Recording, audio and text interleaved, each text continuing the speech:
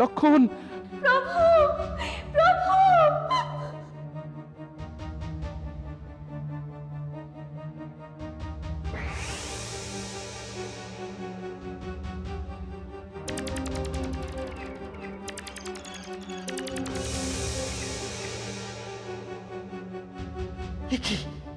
এ কি আশ্চর্য দাদা! আমাকে বধ করতে পারবি না রে। আমি ব্রহ্মার বরে অস্ত্রের আঘাতে অবদ্ধ। আমাকে কোনো অস্ত্র দিয়ে বধ করতে পারবি না। যা যা যা, চলে যা। এই সুন্দরীর আশা ত্যাগ করে পালিয়ে যা, না হলে তোরাও মরবি। পালিয়ে যা। প্রভু, প্রভু! আমাকে বাঁচান, বাঁচান! প্রভু! লক্ষণ, লক্ষণ! ওরে বিরাট রাক্ষস, ওই নারী আমার স্ত্রী, তোর মরণের পাখা গজিয়েছে। আজ তোর রেহাই নেই আমার হাত থেকে।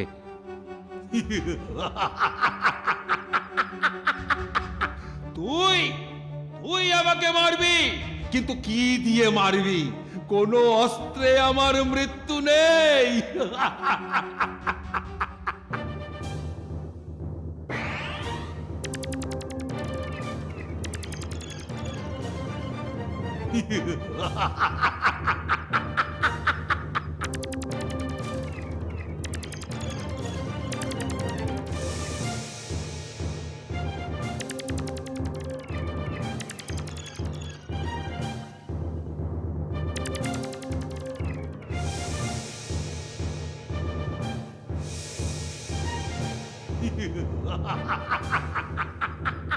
দাদা, দাদা, তীর ধনুকে কোনো কাজ হবে না।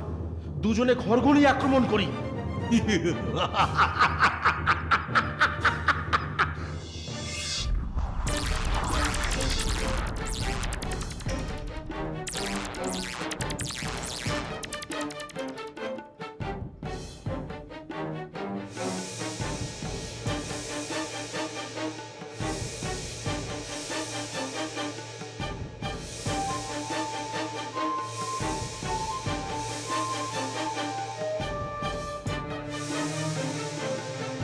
এবার এবার তোদের দুজনকে চিবিয়ে খাবো আমি।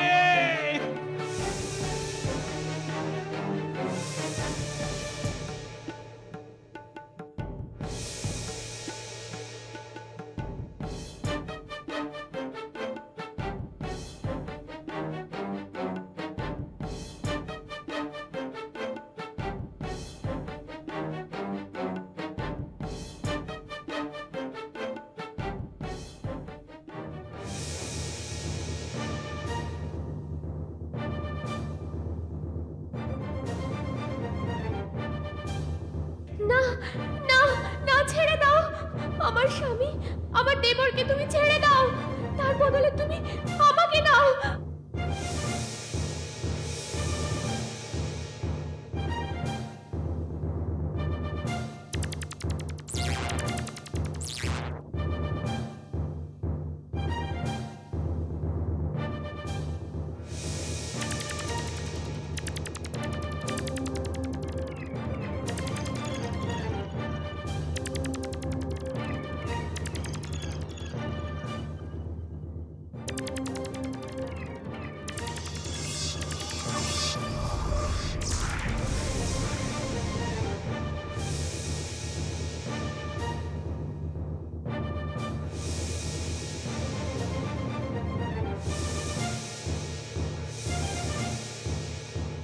এখন বুঝতে পারছি আপনারা সাধারণ মানুষ নন, আপনারা রাম আর লক্ষণ আর ওই সুন্দরী সীতা। মোহবশে আগে বুঝতে পারিনি আমি আমি বিরাট রাক্ষস নই। আমি তুম্বরু নামে একজন গন্ধর্ব। আমি কুবেরের সাপে রাক্ষস হয়েছি রামচন্দ্র। কুবের? হ্যাঁ হ্যাঁ, তবে সাপ দেবার সময় বলেছিলেন যদি কোনোদিন দশরথের পুত্র রামচন্দ্রের হাতে আমার মৃত্যু হয় তবে আমি সাপ মুক্ত হয়ে আবার গন্ধর্ব তুম্বরু হয়ে স্বর্গে চলে যাব। তবে তবে আমাকে মারার আগে একটা ভালো কথা বলে যায়। এখান থেকে 1.5 যোজন দূরে সরভঙ্গ মুনি থাকে। ওখানে গেলে আপনাদের ভালো হবে।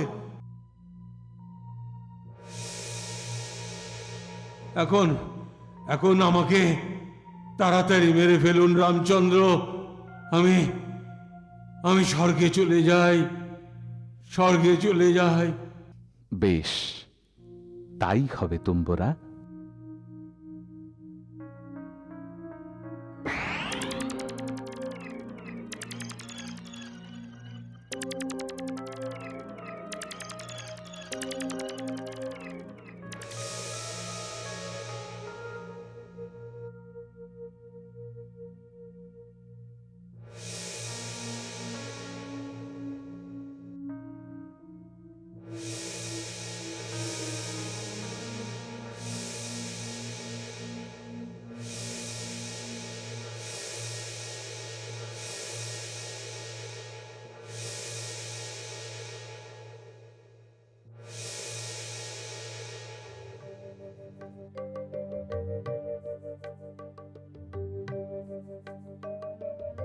তারপর তারা কয়েকদিন বনের মধ্যে থেকে সরভঙ্গ মুনির আশ্রমে গেলেন।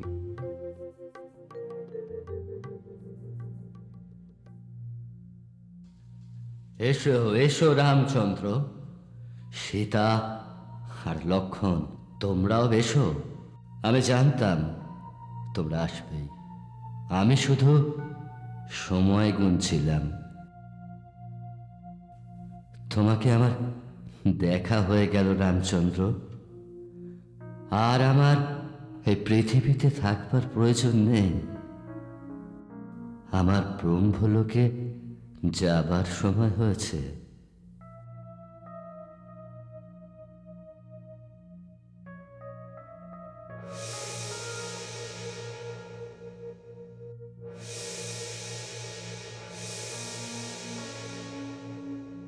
হে রামচন্দ্র, তোমরা এখান থেকে সুতীক্ষ্ণ মুনির আশ্রমে চলে যাও, এতে তোমাদের উপকার হবে। আয়ুষ্মান ভব। তারপর রামচন্দ্র, লক্ষণ আর সীতা সুতীক্ষ্ণ মুনির আশ্রমে গেলেন। সেখানে সুতীক্ষ্ণ মুনি এবং অন্যান্য মুনিরা তাদের স্বাগত জানালেন, তাদের বাসস্থানের ব্যবস্থাও করে দিলেন। রাম লক্ষণ সেখানে অন্যান্য মুনি ঋষিদের সঙ্গে অধ্যয়ন করতেন। সুতীক্ষ্ণ মুনির ইচ্ছা ছিল রামচন্দ্র তাঁর আশ্রমেই থেকে যাক, কিন্তু রামচন্দ্রের অন্য ইচ্ছা থাকায় তিনি তাদের বাধা দিলেন না। বেশ, তোমার ইচ্ছাই হোক।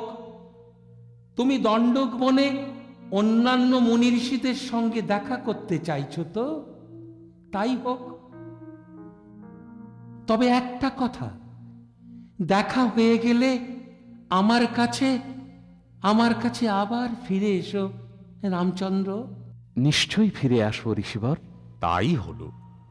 কয়েকদিন সেখানে বসবাস করে রাম লক্ষণ সীতা দণ্ডকারণ্যের তপবনে ঘুরে বেড়াতে লাগলেন।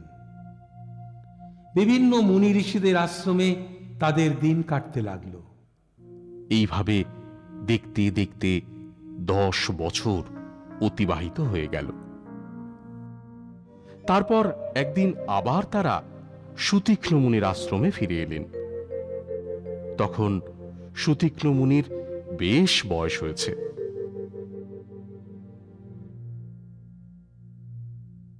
আমি অত্যন্ত খুশি হয়েছি হে রামচন্দ্র, তবে বয়সের ভারে আমি ভারাক্রান্ত। তোমাদের তেমন ভাবে আমি আপ্যায়ন করতে পারবো না। ঋষিবর, আপনি উতলা হবেন না। আমি আপনাকে কথা দিয়েছিলাম, তাই দেখা করতে এসেছি।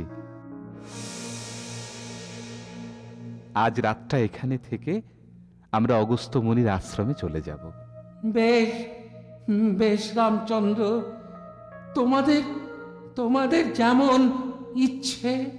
সেই রাত্রে সুতীক্ষ্ণ মুনির আশ্রমে থেকে পরের দিন ভোরবেলায় রামচন্দ্র সীতা চলে গেলেন অগস্ত্য মুনির আশ্রমে।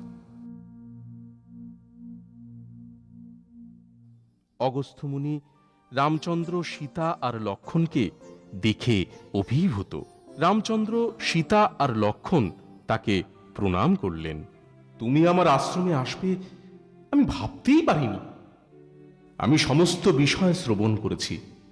পিতৃসত্য পালনে তুমি 14 বছর বনবাস পালন করছো, কিন্তু ইতিমধ্যেই 10 বছর অতিক্রান্ত, আর মাত্র 4 বছর বাকি। তুমি এই 4 বছর এখানেই থেকে যাও রামচন্দ্র। না মুনিবর, আমরা কোথাও বেশি দিন থাকছি না। 14 বছর বনবাসের সুযোগে অরণ্য মুনি ঋষিদের অনেক ভালোভাবে চিনতে পারছি। আপনি এমন একটা সুন্দর জায়গার কথা বলুন, যাতে সেখানে ঘর বেঁধে থাকতে পারি। বেশ তো, এখান থেকে 2 যোজন দূরে পঞ্চবটি নামে একটা সুন্দর বন আছে। পঞ্চবটি? হ্যাঁ মা, পঞ্চবটি। অতি সুন্দর বন, সুন্দর ফলমূল, মিষ্টি জল, হরিণ, ময়ূর সব আছে। সেখানে গিয়ে সুখে বাস করো রামচন্দ্র। তবে যেদিন আমার আশ্রম ছেড়ে চলে যাবে, সেদিন আমি তোমাকে কয়েকটা অস্ত্র দেব। ভবিষ্যতে তোমার কাজে লাগবে। আপনার অসীম করুণা মুনিবর। না রামচন্দ্র, করুণা নয়, এই অস্ত্র তোমার প্রয়োজন।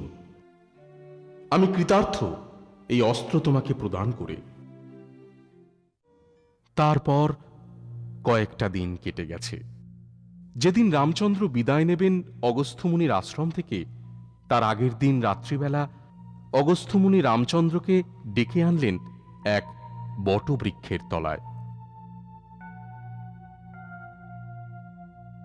মুনিবর, এসো রামচন্দ্র। আমাকে কি অস্ত্র দেবেন মুনিবর? আমি তোমায় দেব এক ভয়ঙ্কর বাণ, ব্রহ্মদত্ত এক ভয়ঙ্কর বাণ।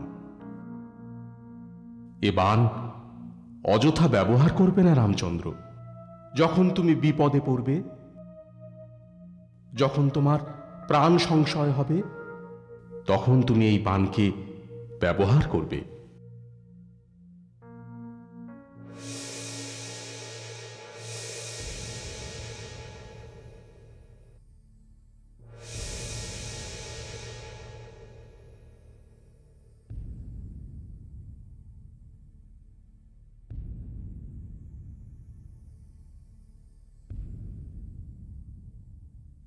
আর তোমাকে দেব বিশ্বকর্মার তৈরি এক ধনুক।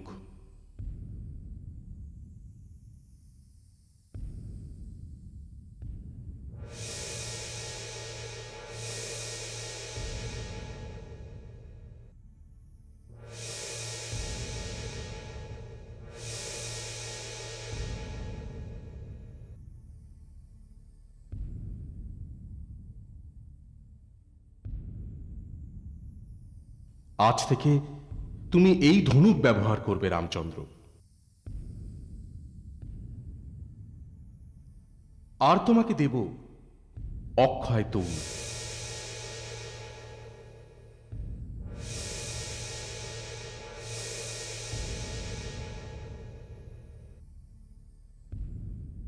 ধরো রামচন্দ্র।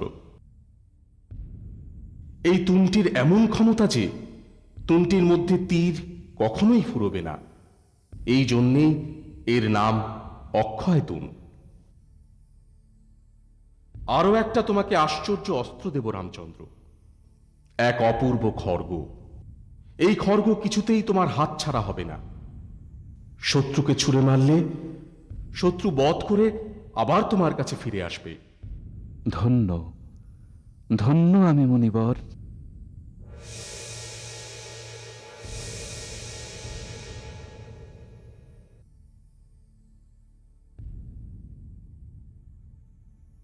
আপনি আমায় আশীর্বাদ করুন, আর 4 বৎসর যেন বনবাসে নিশ্চিন্তে থাকতে পারি। তাই হবে রামচন্দ্র, তাই হবে। আয়ুষ্মান ভব।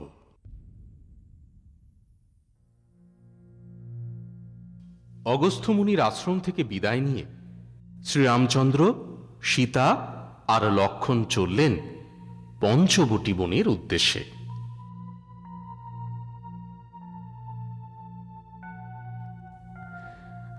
প্রভু, পঞ্চবটী বন আর কত দূর? সীতা, আমি বুঝতে পারছি পথশ্রম তোমাকে পীড়িত করছে।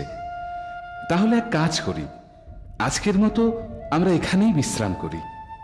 না প্রভু, আমি পারবো। হ্যাঁ, আমি আমি আরো হাঁটতে পারবো।